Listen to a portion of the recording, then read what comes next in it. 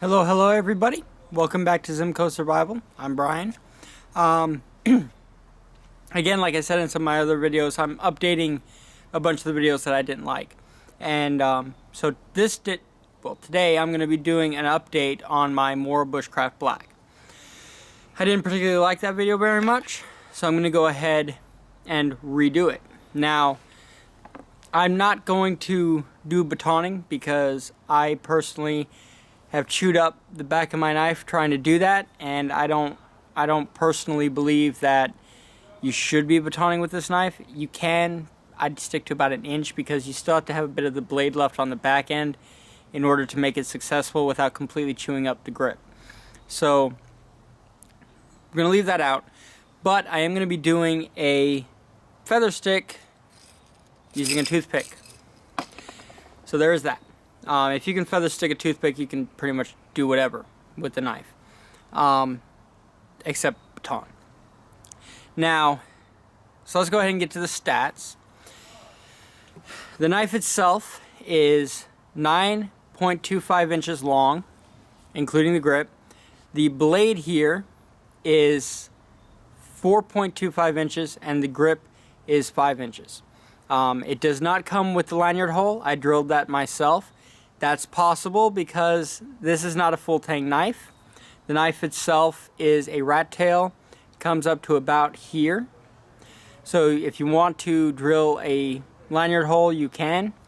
Now, even though this is a rat tail knife, it is very, very strong and very durable. I personally have not known anyone who has been able to break a Mora knife, or talk to anyone who can break one of these without really using it in a way it's not supposed to be used. So that's really good. Overall quality, Mora has a huge reputation for the quality of their knives, and it's well earned. So generally speaking, these knives are fairly cheap and they are extremely durable.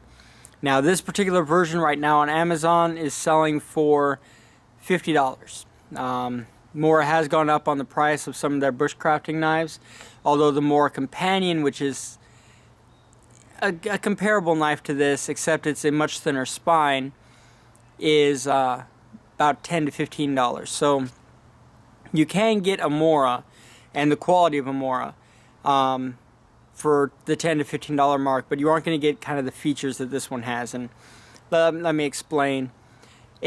It's a thick spine for a Mora, very thick, 3.2 millimeters. Now, most Moras sit in the area of 2 millimeters, so it's got a very thick spine on it for a Mora. That's because they expect for you to use this knife more in a more heavy-duty fashion. So they went and thickened up that spine so that you have a really good, strong blade. The other thing they did is they squared off the spine here. It's not rounded so that you can strike a ferro rod with it very, very easily. You get lots of sparks with this spine. It's also good for scraping fat wood so that you can get, I don't have any around me right now, but so you can get some nice shavings so that you can have good tinder to actually strike that ferro rod into. The grip itself, I don't know what it's made out of, but it's very grippy, very rubbery, almost feels tacky in your hand, so you don't feel like it's going to come out. And even when it's wet, I've gotten the handle soaking wet before, and it doesn't feel like it's going to come out of my hand even when it's wet. Now, it has a little bit of a finger hold here, but not a lot, although because of the way the handle is made and what it's made out of, I don't feel like it's going to come out of my hand. Even if I do push cuts like this, I don't feel like my hand's going to slip up onto the blade. It does have some texturing right here, a little bit on the back, and a little bit right there. I wouldn't call it a real jibbing, because it's really not, but in my opinion, not necessary on this knife. It's more cosmetic than useful. The blade itself, this is their high carbon version. They make two. One is the Mora Bushcraft Orange and one is the Mora Bushcraft Black. And of course this one is the black version. It is 1095 high carbon. It is a very high quality high carbon, and the edge here has been tempered to 59, which makes it a very good, long-lasting edge, but still pretty easy to sharpen. I have found that because of the angle of this Scandi grind, it isn't as easy to sharpen as I would like, just because the width of this spine and having a Scandi grind on the knife, I just find it makes it kind of awkward to try and sharpen it on a field sharpener.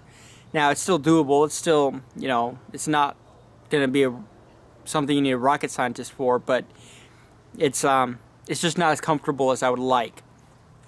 Now, because it is high carbon, that of course means it's going to be easy to sharpen. You won't have to spend as much time doing that.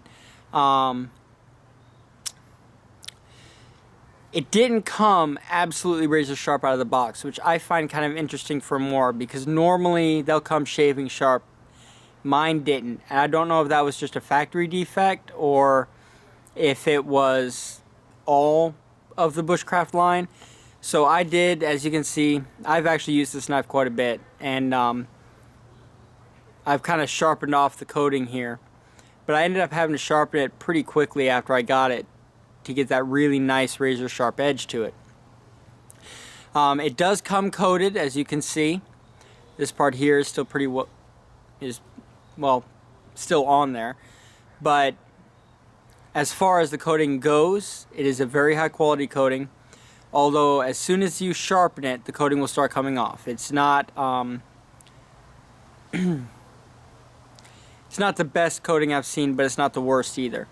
As far as the edges here, as you can see, this general wear and tear does cause some scratching and nicks in the coating, but it's not, you know, it's not throw away the knife worthy.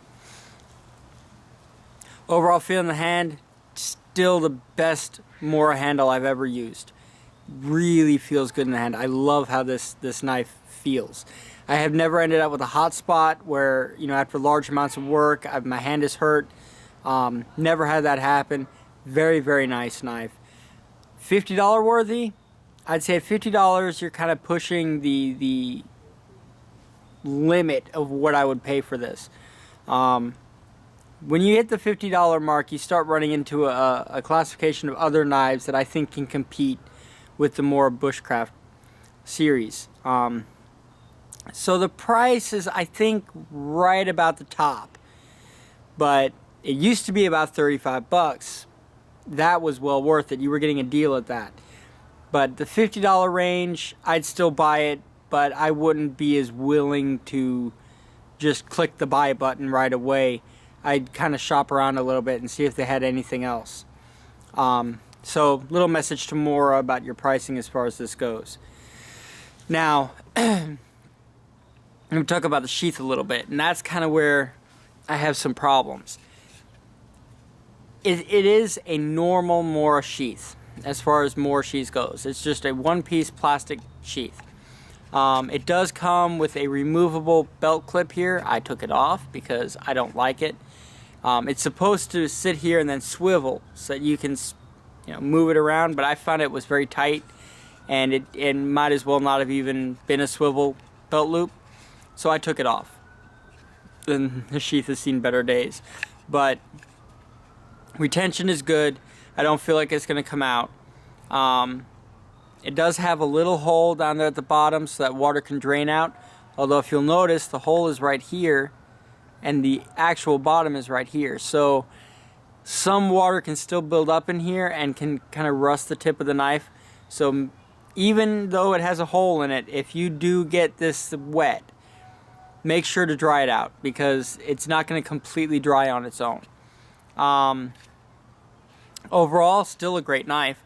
Now let me go ahead and feather stick the toothpick for you guys, and I'll talk a little bit more about what I think of it.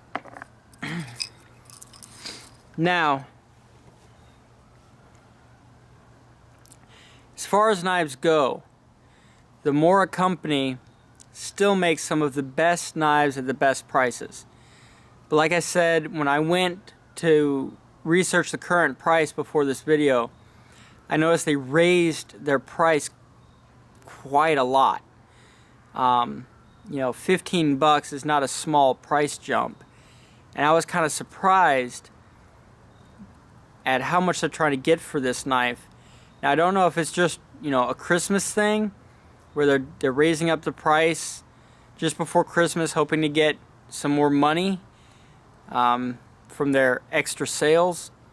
It might go back down, but at the price it is now, like I said, I'd kind of go out and try to search for a different knife first. I wouldn't just click buy on it. This knife holds a fantastic edge, really good edge. I've only had to sharpen this knife twice in the last 6 months. Now, I primarily use it for fine tasks. You can use it for larger tasks, but it is not a chopping knife. Do not try to consider it one, because it's not. It's not heavy enough for that. And being a partial tang knife, I still would not feel comfortable swinging this at something, even though it is the Mora quality. Now let me finish this up here. Break the end off. There we go. And there you have it. A feather stick toothpick. That just goes to show you what this knife can actually do. Really good knife. Now I am going to do a video dealing with carbon versus, or high carbon versus stainless. So if you want to see that, make sure to go ahead and hit the like button and subscribe so that you can be notified as soon as that video comes out. It should be coming out in the next week or so, where I give my opinions on the two. And it may surprise you what I think about stainless steel. Now,